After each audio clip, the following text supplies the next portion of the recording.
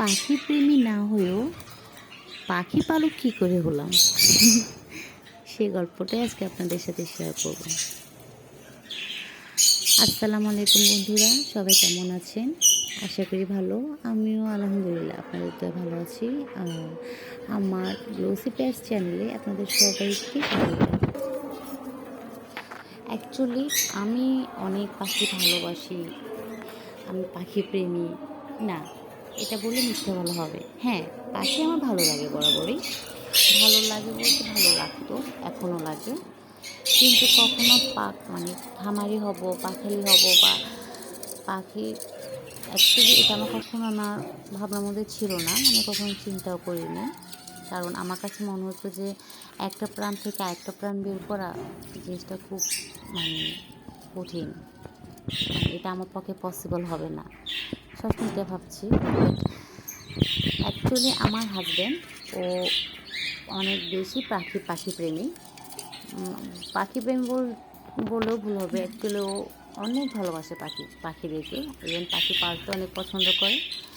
তো ওর ওর সাথে থাকতে থাকতে আস্তে আস্তে আমি কেন জানি ওর মতো হয়ে গেছি, যে এখন আমার কাছে অ্যাকচুয়ালি ভালো লাগে। এখন ভালো লাগা থেকে আমি পাখিটা পালন শুরু করেছি বলতে, পাখি ফার্স্টে খামার আইডিয়াটা ছিল ওর, আমার হাজব্যান্ডের। তো ও বলছিল যে কিছু পাখি আনবে, একটু দেখাশোনা করবি, টেক কেয়ার করে দেখছি।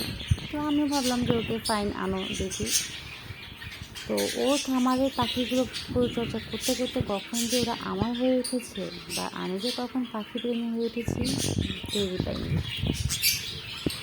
আমার স্বপ্ন দেখা ছাড়াও যে কিছু কিছু জিনিস স্বপ্ন হয়ে যায়, অ্যাকচুয়ালি এটা আমি পাখিগুলোকে না পালন করলে হয়তো বুঝতে পারতাম না।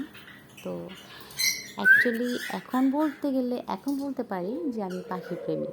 কারণ এই পাখিগুলোকে লালন পালন করতে করতে আমি ওদের সাথে এত বেশি মিশে গেছি যে এখন ওদেরকে ছাড়া আমার ভালো লাগে না, আমার সারাটা দিন ওদের সাথে কেটে যায়। আর আমার অনেক ইচ্ছে আছে যে আমার এই ছোট্ট খামারটাকে আমি একদিন অনেক বড় করবো ইনশাল্লাহ। বড় একটা খামারে আমি হব। আর আমার পাখি খামারটাকে আমি আরও বড় করব।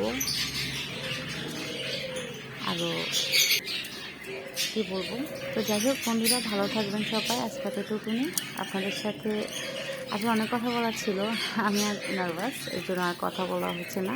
আবার অন্যদিন কথা হবে, দেখা হবে। ভালো থাকবেন, আর আমার চ্যানেলটা অবশ্যই সাবস্ক্রাইব করবেন, লাইক করবেন, এবং কেমন লেগেছেন কমেন্টে জানাবেন। ঠিক আছে, ভালো থাকবেন, আল্লাহ হাফেজ।